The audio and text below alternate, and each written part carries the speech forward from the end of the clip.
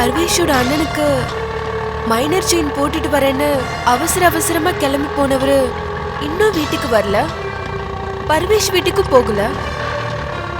அப்படின்னா அண்ணையா எங்க போயிருப்பாரு?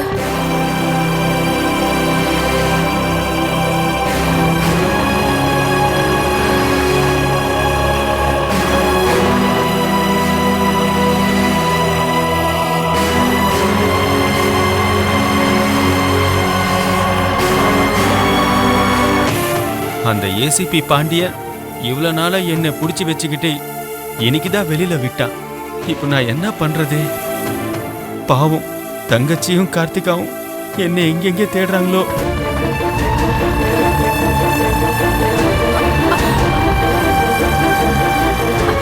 அண்ணையா, அண்ணையா, அண்ணா, அண்ணையா, ஐயோ எங்க அண்ணா, அண்ணா வண்டி நிறுத்துங்க. அண்ணையா, அண்ணையா, அம்மா, தங்கச்சி, அண்ணையா, ராதிகா எப்படி இருக்க அண்ணையா? உன்னை காணோன்னு நானே சென்னைக்கு வந்துட்டேன். அனந்தகுமார்காருக்கு செயின் போட்டு வரதானே வீட்ல இருந்து வந்த. ஆனா பர்வேஷ் நீ வரலன்னு போன் பண்ணி சொன்னாரு. நீ பர்வேஷ் வீட்டுக்கு போகாம வேற எங்க அண்ணையா போன? இவ்வளவு நாள் எங்க அண்ணையா இருந்த? இத்தனை நாளா நான் மதனுக்கு பதிலா ஜெயில இருந்தேங்கிறதையும் மதன் என்ன மாதிரியே நம்ம வீட்டுல நடிச்ச விஷயம் இதெல்லாம் தங்கச்சி கிட்ட எப்படி சொல்றது? ஏன்டி அண்ணையா நான் பாட்டுக்கு கேட்டுக்கிட்டே இருக்க, ஒண்ணுமே பேசாம நீ சும்மாவே இருக்க? தங்கச்சி, உன்கிட்ட சொல்ல வேண்டியதே என்கிட்ட நிறைய இருக்குது. ஆனா அது எப்படி சொல்றதுன்னதே தெரியாம தவிக்கிறேன். அண்ணையா, பர்வேஷ் தான் கால் பண்றாரு. அவன் பர்வேஷ் இல்ல தங்கச்சி, அவன் பேரு சர்வேஷ். அவன் உன்னை ஏமாத்திட்டு இருக்கான். வடுவக்க வெதவா. சொல்லுங்க பர்வேஷ். என்ன ராதிகா, உங்க அண்ணன் வீடு வந்து சேர்ந்துட்டாரா இல்லையா? அண்ணையாவை தேடி நானே சென்னைக்கு வந்துட்டேன். தோ இப்பதான் அவரை பார்த்து பேசிட்டு இருக்கேன். அதுக்குள்ள நீங்க போன் பண்ணிட்டீங்க. நீங்களே அவர்கிட்ட பேசுங்க. இந்த அண்ணையா பேசு. ஹலோ, நமஸ்காரம்ங்க. நான் தான் சுதந்தா பேசுறேன். சொல்லுங்க. என்ன மச்சான் நீங்க சென்னைக்கு வந்த உடனே அண்ணன் வந்து உங்களை மீட் பண்றேன்னு சொல்லி நீங்க வெயிட் பண்ண சொன்ன இடத்துல வெயிட் பண்ணிட்டு இருந்தாரு. நீங்க வராம போயிட்டீங்க. அவருக்கு எவ்வளவு ஏமாற்றமா போச்சு தெரியுங்களா? அது நானும் செயின் போனவனே ஆசையா தான் அங்க வந்தேன். அப்போ என் செயின் ஒருத்தன் பிக் பாக்கெட் பண்ணிட்டு போயிட்டான். என்ன சொல்றீங்க? செயினோட சேர்த்து என்னோட போனும் போயிடுச்சு. ஐயோ, அப்புறம் நானு அவனை பிடிச்சலான்னு துரத்திட்டு போயிட்டேன். காணி அவன் எஸ்கேப் ஆகி போயிட்டான். நானும் போலீஸு கூட கம்ப்ளைண்ட் பண்ணலாமனு போயிட்டேன். அவங்களும் என்ன சரியா கண்டுக்கல. நானும் செயின் இல்லாம உங்களை எப்படி வந்து பார்க்க முடியும்? అందుకే கையில வேற காசு இல்லாம நானும் இந்த சென்னையிலேயே சுத்திட்டு இருக்கேன். ஆமா, இதோ நானும் இப்பதான் தங்கச்சிய பார்த்தேன். ரொம்ப நல்லதா போச்சு. நீங்களும் ராதிகா ஒன்னா இருக்கீங்கன்னா நம்ம வீட்டுக்கு உடனே வாங்கல. அது நானும் ஒரு 2-3 நாள் கழிச்சு வஸ்தா. அது ஊர்ல இப்போ ஒரு முக்கியமான வேலை இருக்குது. அது முடிச்சிட்டு அதுக்கப்புறம் வரும். நானும் அப்புறம் உங்களுக்கு போன் பண்றேன். வச்சிருக்கேன்.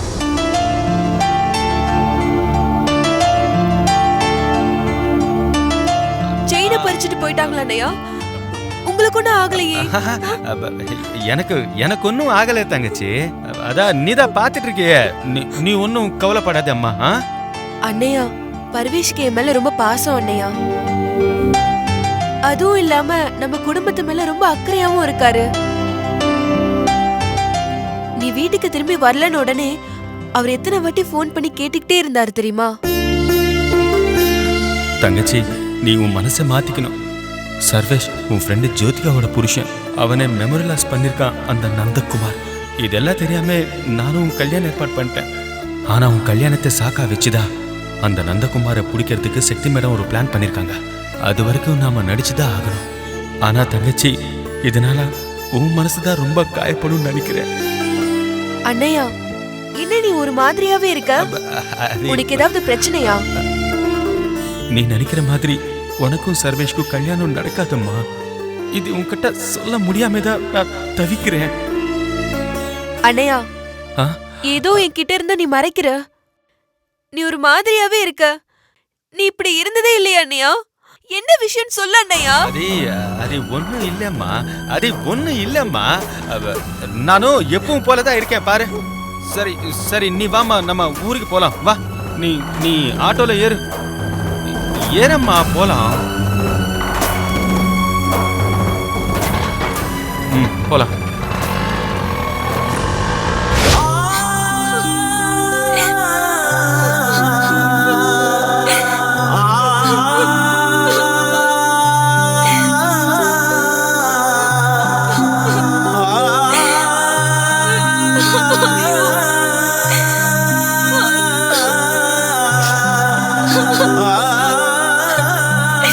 சர்வேஷ், ஐயோ, என்ன பண்றது?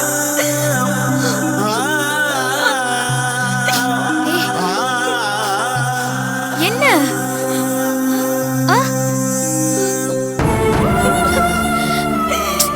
ஜோதிகா, இங்க பாரு.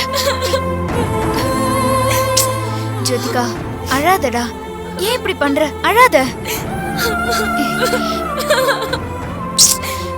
ஜோதிகா, அழாதடா. சொன்னா கேப்பியா மாட்டியா? முதல்ல அழறத நிறுத்து. அக்கா, நான் சொல்றேன்ல. இங்க பாரு, நான் இருக்கும்போது சர்வேஷ் ராதிகாவோட கல்யாணத்தை நடக்க விட்டுருவேனா? நீயே சொல்லு. நிச்சயம் அவங்க கல்யாணம் நடக்காது. நீ வேணா பாரு. இது என்னக்கா கொடுமையா இருக்கு? என் புருஷனே என்னோட ஃப்ரெண்ட கல்யாணம் பண்ணிக்கிற மாதிரி ஒரு சூழ்நிலை வந்துருச்சு. அந்த நந்தகுமார் சர்வேஷ பர்வேஷன்னு பேரை மாத்தி ராதிகாக்கு கல்யாணம் பண்றதுக்கு திட்டம் போட்டிருக்காக்கா. ஏய், அவன் முயற்சி தானே பண்றான். அவன் முயற்சியை தான் நம்ம தடுத்து நிறுத்த போறோமே. அது எப்படின்னா, ராதிகாவை நம்ம நேர்ல பார்த்து பேசி அவளை கன்வின்ஸ் பண்ணிடலாம். சரியா? சர்வேஷ் என் ஹஸ்பண்ட்னு தெரியாம ராதிகா ஏன் கிட்டயே சர்வேஷ பத்தி நிறைய சொல்லிருக்காக்கா.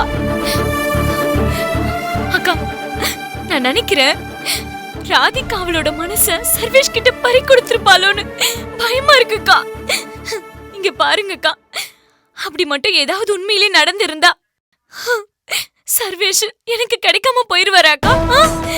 கிடைக்க மாட்டாரா? ஏன் இப்படி எல்லாம் பேசுற? ஏன் இப்படி எல்லாம் நினைக்கிற? அப்படி எல்லாம் நினைக்காத. இங்க பாரு, அந்த நந்தகுமார் உன்னை மெமரி லாஸ் பண்ணிருந்தாலும் உன்னோட ஆழ மனசு அந்த நந்தகுமார கிட்ட நெருங்க விடலையே. அதே மாதிரிதான் உன் சர்வேஷ அவன் பர்வேஷா மாத்திருந்தா கூட அவரோட ஆழ மனசுல நீதாண்டா பதிஞ்சிருப்ப. இங்க பாரு, சர்வேஷ்க்கு உன் மேல எவ்வளவு லவ் இருக்குன்னு நானே பல சந்தர்ப்பத்துல பாத்திருக்கேன். நீயே எதையாவது கற்பனை பண்ணிக்கிட்டு இப்படி பயந்துட்டு இருக்காத ஜோதிகா. நான் ஒண்ணு செய்றேன். நான் குண்டூர் போயிட்டு ராதிகாவை பார்த்து பேசிட்டு வந்துடுறேன். சரியா? என்ன சொல்ற? நான் போயிட்டு வந்துடுவா? அக்கா, என் சர்வேஷனுக்கு வேணும்க்கா. சர்வேஷனுக்கு வேணும். ஜோதிகா, உன் சர்வேஷ எப்படியாவது உன்கிட்ட கொண்டு வந்து நான் ஒப்படைக்கிறேன். என்ன நம்பு, போதுமா? இந்த அக்காவை நீ நம்புறல்ல? என்னடா, அது போதும். அழாத, அழாதடா.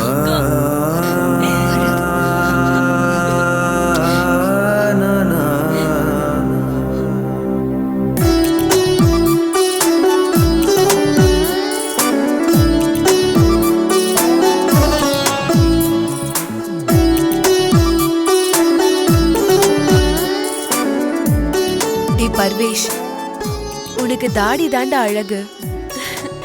நீ என்ன ரொம்பவே இம்ப்ரெஸ் பண்ணிட்டடா. I love you டா. I love you so much.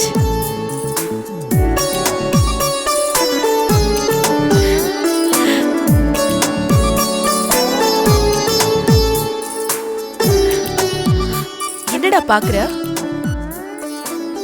என்னை கொல்றடா நீ. எனக்கு எப்படிப்பட்ட மாப்பிள்ளை வரணும்னு என் மனசுல கற்பனை பண்ணி வச்சிருந்தனோ அதே மாதிரி எனக்கு பிடிச்ச மாப்பிள்ளை நீ அமைஞ்சிட்டடா. புதன்கிழமை காலையில இந்நேரத்துக்கு எனக்கு நீ தாலி கட்டியிருப்ப. அதுக்கப்புறம் நான் உனக்கு பொண்டாட்டி ஆயிடுவேன். அதுக்கப்புறம் நம்ம சென்னைக்கு போனதும் ஒரு அற்புதமான வாழ்க்கைய வாழ போறோம்.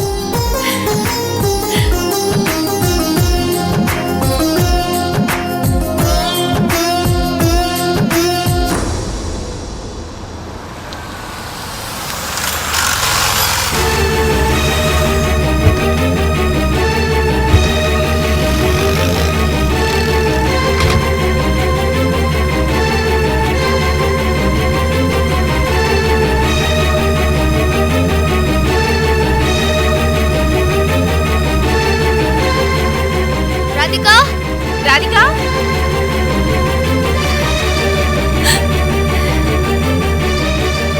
ராதிகா, ராதிகா, ராதிகா. யாருங்க? அக்கா,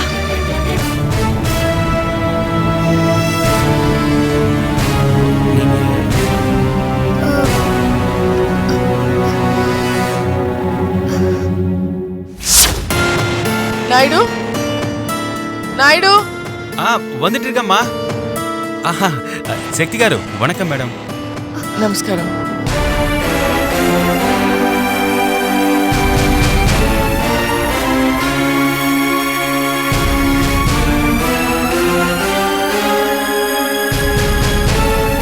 பூமிகா, இதுதான் சுதன் நாயுடு. உங்களை மாதிரி ஒருத்தருக்கு நீங்க ஹெல்ப் பண்ணணும்னு சொன்னேன் இல்லையா, அவரோட வைஃப் தான் இவங்க. பேரு பூமிகா. வணக்கம்ங்க. வணக்கம். என்னக்கா இது? அப்படியே அச்சசலா மதன் மச்சான் மாதிரியே இருக்காரு. என் கண்ணை என்னாலே நம்ப முடியலக்கா. யாருக்கு அவரு? எங்க இருந்து கூட்டிட்டு வந்து அதுவும் இப்படி ரகசியமா வீட்டுல தங்க வச்சிருக்கீங்க? எல்லாம் உனக்காக தான் பூமிகா. இந்த சுதனை வச்சுதான் ஆள் மாறாட்டம் பண்ணி மதனை ஜெயில இருந்து வெளில கொண்டு வந்து நந்தகுமாரை பிடிச்சு அவர் குற்றவாளி இல்லைன்னு நான் நிரூபிப்பேன். ஐயோ, எப்படிக்கா? மதன் மச்சானே அவ்வளோ போலீஸ் பாதுகாப்போட இருக்கும்போது ஆள் மாறாட்டம் எப்படி பண்ண போறீங்க?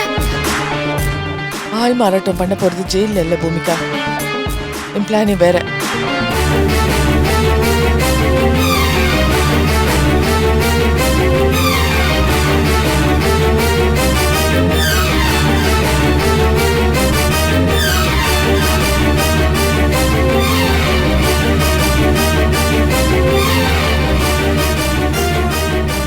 இந்த பிளான் பிரகாரம் நடந்தா ஈஸியா நந்துவை கண்டுபிடிச்சிடலாம். ஐயோ, என்னக்கா இவ்ளோ பெரிய ரிஸ்க் எடுக்கிறீங்க? நீங்க சொல்லும் போதே எனக்கு பயமா இருக்கு. இந்த பிளான் கொஞ்சம் மிஸ் ஆகி மதன் மச்சானுக்கோ இல்ல இவருக்கோ ஏதாவது ஆயிடுச்சுன்னா என்னக்கா பண்றது? ஐயோ வேண்டாம்க்கா, எனக்கு ரொம்ப பயமா இருக்கு. பாருங்க, நீங்க ஒன்றும் கவலைப்படாதீங்கம்மா. இதோ சக்தி மேடம் சொன்ன மாதிரியே எல்லாம் நல்லபடியா நடக்கும். நீங்க செஞ்ச புண்ணியம் தான் அந்த ஆண்டவன் என்ன இங்க அனுப்பியிருக்காரு. இத பாரம்மா, உன் வீட்டுக்கார மாதிரி நான் உள்ள போய் உன் புருஷன் வெளில அனுப்பிடுறேன். ரொம்ப நன்றிங்க. நீங்க யாரு என்னன்னு எனக்கு தெரியாது, நான் யாருன்னு உங்களுக்கு தெரியாது. ஆனா எங்களுக்காக நீங்க உங்க உயிரிய பணைய வைக்கிறேன்னு சொல்றீங்களே அண்ணே, நீங்க மட்டும் என் புருஷனை எப்படியாவது மீட்டு கொடுத்துட்டீங்கன்னா நீங்க தானே இனிமே என் கண்ணுக்கு தெரிஞ்ச கடவுள். இல்லம்மா, நானு இந்த ஹெல்ப் உனக்காக உன் புருஷனுக்காக செய்யல. நான் என் தங்கச்சிக்காக இதெல்லாம் செய்யறேம்மா. சக்தி மேடம் என் தங்கச்சி கல்யாணம் நல்லபடியா செய்யறேன்னு சொல்லிருக்காங்க தெரியுமா? அதுக்காக அம்மா நான் இந்த காரியம் செய்யறேன்னு ஒத்துக்கிட்டேன். நீங்க ஒண்ணு கவலைப்படாதீங்க. உங்க தங்கச்சி என் தங்கச்சி ஜோதிகா மாதிரி. என் தங்கச்சி ஜோதிகாவோட கல்யாணத்தை எப்படி நாங்க சிறப்பா நடத்தினோமோ அதே மாதிரி நாங்க எல்லாரும் ஒன்னா சேர்ந்து உங்க தங்கச்சி கல்யாணத்தையும் நடத்தி வைப்போம். ஆ, ஆ, மாப்பிள்ளை யாருங்கிற விஷயத்த மட்டும் சொல்லுங்க, மத்தத நாங்களே பாத்துக்கிறோம். மாப்பிள்ளை பேரு பர்வேஷு. மாமியாரு నాతనారని யாரும் இல்லమ్మా. మాపిల్లకి అనంతకుమార్ని ఒక అన్న இருக்காரு. இதெல்லாம் சக்தி மேடம் உங்களுக்கு அப்புறம் சொல்லுவாங்க. எல்லாம் நல்லபடியா நடக்கும்.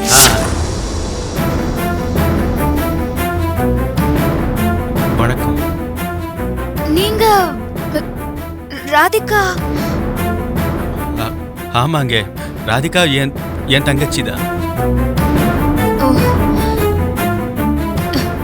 என் மச்சான தூக்குல இருந்து காப்பாத்தணும்னு நீங்க எடுத்த முயற்சி எல்லாம் வீணா போயிடுச்சு. ஆமா ஆமா, எனக்கும் வருத்தமா தான் இருக்கு. மதனை விடுதலை பண்ண முடியாமலே நான் உங்களை பார்க்குற சூழ்நிலை அமைஞ்சு போச்சு, மன்னிச்சிருங்க.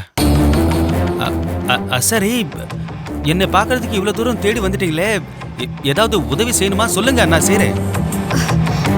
ஆமாண்ணே, ஆனா அதுக்கு முன்னாடி உங்களுக்கு ஒரு விஷயம் தெரியணும். என்னன்னு சொல்லுங்க.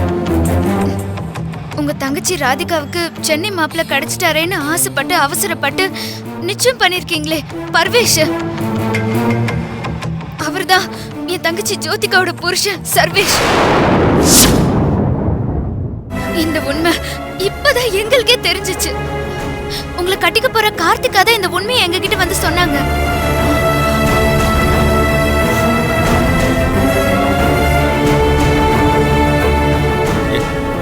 எனக்கு இந்த விஷயம் முன்னாடியே தெரியுங்க. தெரியுமா? அதே இது சம்பந்தமா என்ன செய்யணும்னே நானும் யோசிக்கிட்டே இருந்தேன். நடந்த விஷயம் எல்லாம் உங்ககிட்ட சொல்லாம இருந்தேன். அதுக்குள்ளே நீங்களே வந்து சேர்ந்துட்டீங்க. அப்போ ராதிகா கிட்ட இத பத்தி சொன்னீங்களா? இத பத்தி அவகிட்ட பேசுனீங்களா? எப்படி சொல்ல முடியும்? நான் எதுவும் சொல்லல. எப்படி சொல்லுவனே யோசிச்சுக்கிட்டு இருக்கேன். இந்த விஷயத்த ராதிகா கிட்ட நம்ம பக்குவமா எடுத்து சொல்லணும். இத கேட்டா பாவம் ராதிகாவால தாங்கவே முடியாது. எப்படியாவது ராதிகாவை சமாதானப்படுத்திடுவோம். இந்த கல்யாணத்தை நாடகமாக்கி நந்தகுமார பிடிக்கணுங்க. நீங்க தான் ராதிகா கிட்ட பக்குவமா பேசி அவளை ஏதாவது பண்ண வைக்கணும். சுதனண்ணா, நீங்க என்ன சொல்றீங்க? சரிங்க. ஆமா, ராதிகா எங்க?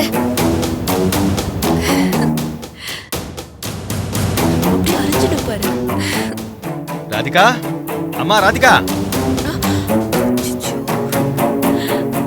ராதிகா, அம்மா ராதிகா. என்ன அண்ணையா? யார் வந்தாங்க நீ பாருமா. பாரு. அக்கா, அக்கா, எப்பக்கா வந்தீங்க? என்னக்கா திடீர்னு வந்திருக்கீங்க? அக்கா, நீங்க வருவீங்கன்னு நான் கொஞ்சம் கூட எதிர்பார்க்கவே இல்லக்கா. சர்ப்ரைஸா இருக்கு. எனக்கு தெரியும்க்கா நீங்க எதுக்கு வந்திருக்கீங்கன்னு. என் மேரேஜுக்கு என்ன gift வேணும்னு கேட்க தானே வந்திருக்கீங்க. அக்கா, இந்த உலகத்திலே எனக்கு பெரிய gift பர்வேஷ் தான்க்கா. அவரை விட வேற எந்த கிஃப்டும் எனக்கு பெருசு இல்லக்கா. அதனால நீங்க ஜோதிகா வீட்டுக்காரர் எல்லாரும் வந்து விஷ் பண்ணா போதுங்கக்கா. ஓகேவா?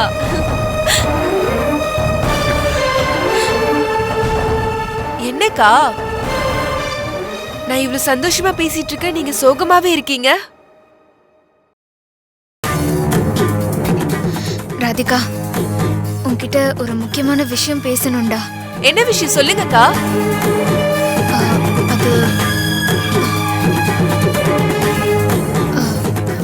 அது ராதிகா, பூமிகா அக்கா சொல்றத கேட்டு நீ அதிர்ச்சி ஆயிடக்கூடாது.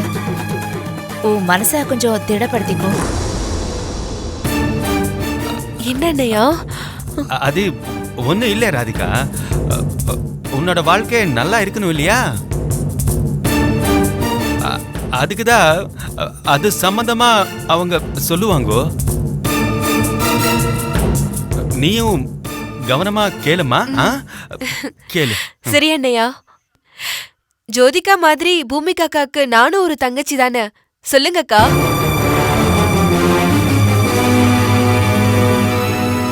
சொல்லுங்கக்கா.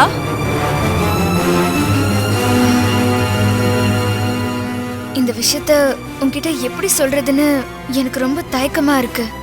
ஆனா உனக்கு தெரியாம ஏதோ நடந்துடக்கூடாதுன்னு தான் இங்க வந்து பேசிட்டு இருக்கோம். ராதிகா, நான் இப்போ சொல்ல போற விஷயத்துல நீ எடுக்க போற முடிவும் ரொம்ப முக்கியமானது. அதான் உன்கிட்ட நேர்ல பேசுறதுக்காக வந்திருக்கோம். என்னையா?